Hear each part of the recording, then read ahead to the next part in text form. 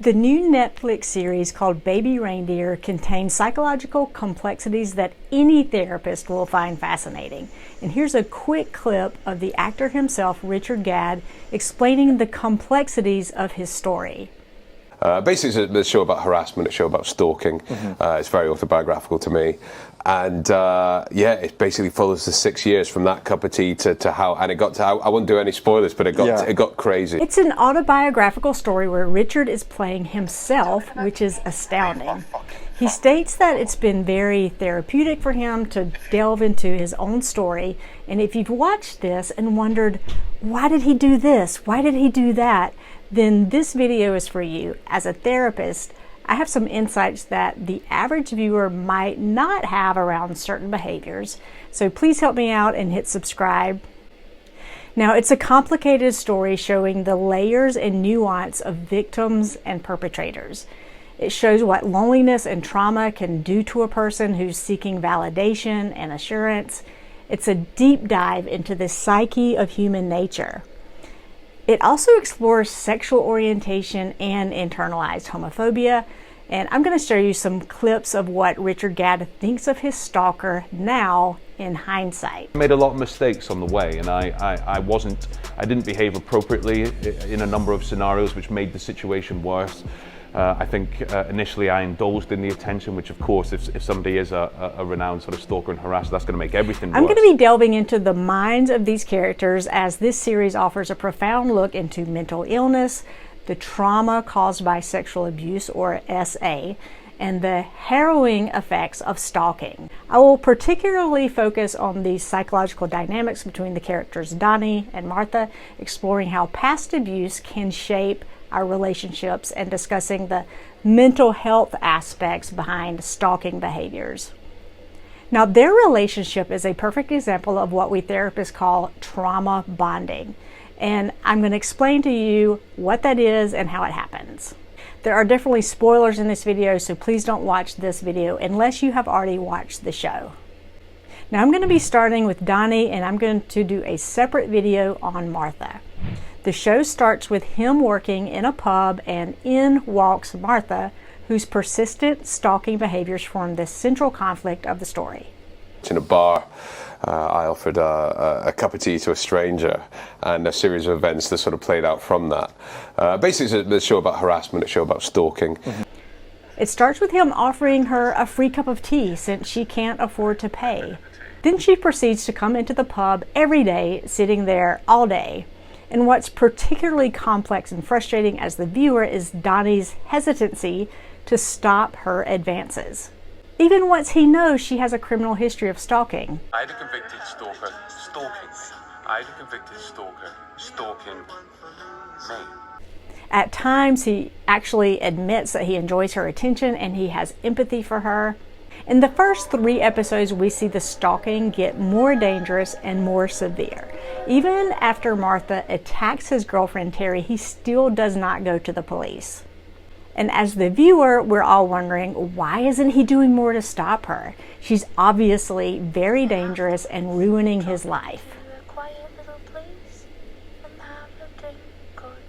Once he does go to the police, they ask why he didn't come in sooner, since this has been happening for 6 months. Then we learn what he experienced before he met Martha, and it starts to make a little more sense.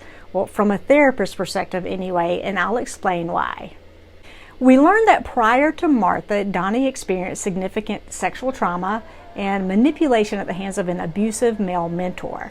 And this type of abuse, especially coming from a figure of authority, can severely impact one's ability to trust other people and trust their own judgment, and it interferes with the ability to form healthy emotional connections.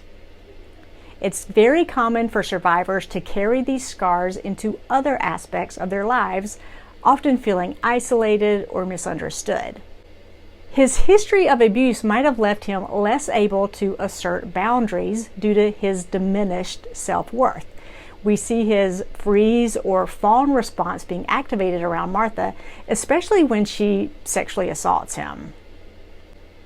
Now, I want to talk about a profound psychological phenomenon known as trauma bonding, which offers insight into some of the most puzzling aspects of human relationships especially those that can seem harmful or destructive from the outside. And understanding trauma bonding can shed light on the relationship dynamics between Donny and Martha in this series. Trauma bonding occurs when a victim forms a bond with their abuser through cycles of abuse followed by affection or relief from the abuse. And this pattern can cause the victim to feel emotionally dependent on the abuser, often confusing fear and obligation for love and loyalty. This type of bonding is particularly complex because it taps into our fundamental needs for attachment and connection, even when those connections are unhealthy. And it all just came back to those same feelings of empathy which got me here.